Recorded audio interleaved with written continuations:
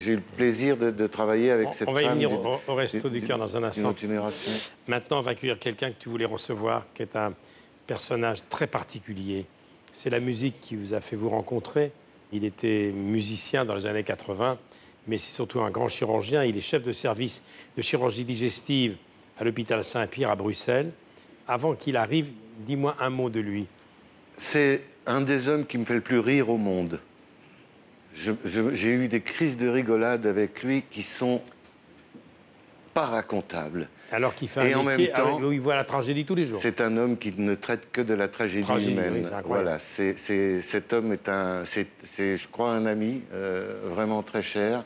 C'est un homme qui m'étonne tout le temps et qui te parle de chirurgie comme si tout était très simple, comme si tout était très facile. Et il était saxophoniste avec Victor Laszlo quand je l'ai rencontré. Belge comme lui. Et il était en retard à la répétition. J'ai dit à Victor Laszlo, écoute le conseil d'un vieux briscard, vire-le et prends-en un qui est à l'heure. Et elle m'a répondu, je ne peux pas le virer. Aujourd'hui, il avait un estomac. Là, j'ai compris que c'était un oiseau à part. Et l'oiseau à part va heureusement nous rejoindre maintenant. Alors, ce qui fait absolument incroyable, on va en dire un tout petit mot avant qu'il arrive. Il va régulièrement opérer dans l'est du Congo, dans la région du Kivu. C'est une zone très riche en minerais précieux, uranium, or et coltan, qui est un minerai indispensable à la fabrication des téléphones portables. Et à cause de ces ressources naturelles, cette région, bien entendu, est le théâtre d'exactions qui sont commises par différents groupes armés sur les populations civiles. Et ce que font les soldats là-bas, certains soldats, est une horreur absolue, puisqu'ils mutilent, ils violent les femmes et, que dis-je, les petites filles. Et lui, il essaie de réparer. Et il y arrive. Il répare un petit peu ce que les hommes ont fait et qui sont capables de faire sur des petites filles, parfois de 3 ou 4 ans, toutes ces femmes mutilées qui va opérer. Voici le docteur Guy Bernard Cadière.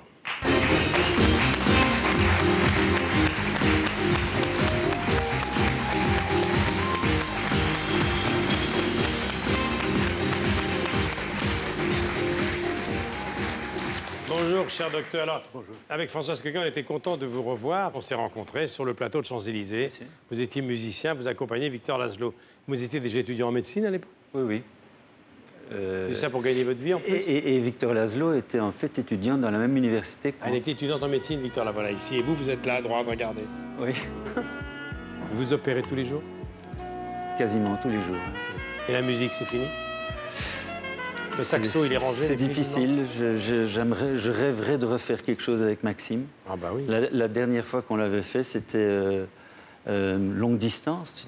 Tu te souviens? On avait fait une chanson ensemble. Ah ben oui. Mais la musique reste quand même une de vos passions. Ah oui, bien sûr. Il opère, il a un système de son dans sa salle d'opération. Vous opérez en musique? Oui. C'est vrai? Oui, oui. Vous écoutez San Francisco pendant que vous opérez? Par exemple. Par exemple. Alors, racontez-moi. D'abord, votre chirurgie est une chirurgie particulière, qui est la chirurgie laparoscopique. C'est quoi la chirurgie laparoscopique?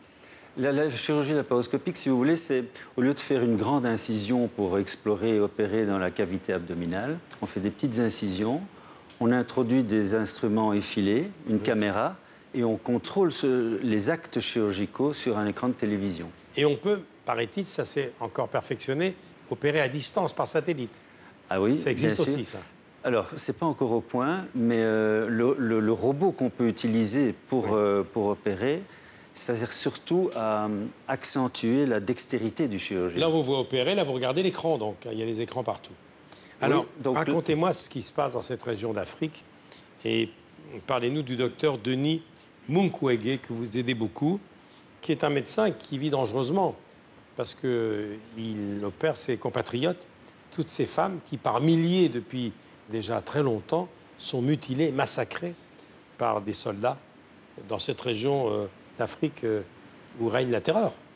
Oui, c'est un des plus grands spécialistes des cures de fistules. Il est gynécologue et il a déjà traité avec son équipe plus de 30 000 fistules rectovaginales, donc des communications entre les cavités de l'utérus et le rectum. Simplement, moi, j'apporte, si vous voulez, cette nouvelle technologie qui permet d'opérer, si vous voulez, à 4 mains. Alors, les blessures infligées, ces tortures, il n'y a pas d'autre mot, infligées à ces femmes et à ces enfants, sont de quel ordre? Ce sont en fait des violences sexuelles qui sont utilisées comme armes de destruction massive. Et donc il y a un véritable génocide là. Le viol comme arme, quoi. Comme arme, c'est-à-dire qu'on détruit la femme en créant un cloaque, on détruit l'homme qui n'a pas pu, le mari qui n'a pas pu protéger la femme, et en général on tue les enfants, et donc on crée une terreur, on détruit le tissu social, la population s'évacue, et à ce moment-là on peut commencer à faire l'extraction des minerais, comme vous l'avez signalé. Mais vous pouvez réparer ces blessures si graves? Oui. On reconstruit on reconstruit le rectum, on reconstruit le vagin. Oui.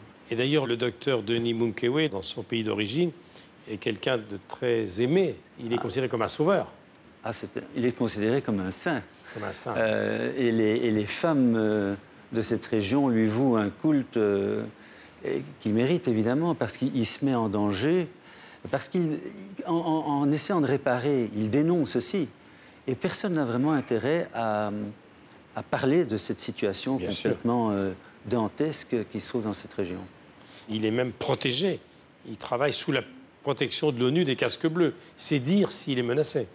Mais il voulait venir ici à votre émission et il n'a pas pu parce qu'il n'a pas pu être protégé par l'armée et par la MONUC.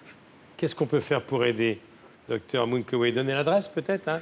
Donner l'adresse et l'adresse, si vous voulez envoyer un chèque, c'est à la Fondation de France, 40 avenue Hoth, fondation très sérieuse, à l'ordre de l'hôpital Panzi, PANZI. Et sinon, plus d'informations sur le site internet de France 2. Vous aurez tout. Mais vous savez que des messages de soutien, c'est pas mal non plus, parce que lui, sa visibilité est un garant de sa sécurité. Donc, il ne faut pas oublier qu'il y a toujours un contrat sur lui.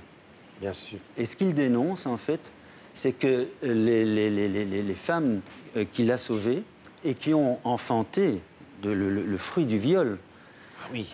Et qui ont quand même été reconnues par leur mère avec l'amour maternel, ces pauvres filles-là sont violées elles-mêmes. Et c'est là que Denis, qui est avant tout un médecin, bien sûr, dit maintenant, est-ce que je vais devoir aussi soigner les petits-enfants? Et donc, il commence à être un peu plus actif en tant que militant des droits de l'homme. Et c'est pour ça que sa vie est en danger. Je vous remercie beaucoup. Je vous demande d'appeler le docteur Guy Bernard Cadière. Merci beaucoup. Merci. Merci infiniment. Merci, docteur.